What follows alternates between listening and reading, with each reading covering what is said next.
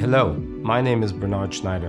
I'm Senior Lecturer or Associate Professor in International Tax Law at CCLS, and I'm also the Director of our two tax programs, the LLM in Tax Law and the LLM in International Tax Law.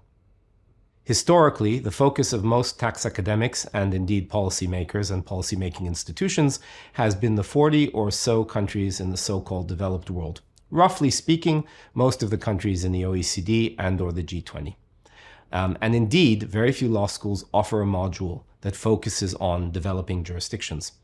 But the usual suspects, as I often refer to them, account for less than a quarter of all central-level tax jurisdictions. Furthermore, they account for an ever-decreasing share of the world's economy, as emerging and developing economies grow in size and importance.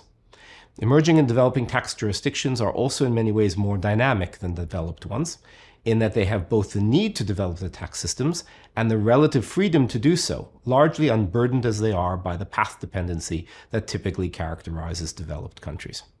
They therefore make for a fascinating study for students from developed as well as developing countries.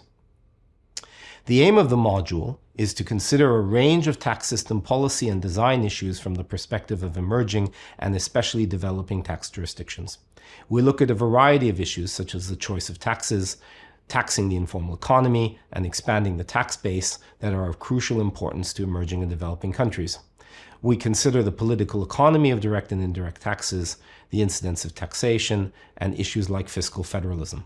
We also look at the impact of tax treaties and of recent developments in international taxation, and discuss whether they're beneficial to emerging developing countries and how emerging and developing countries should react to them.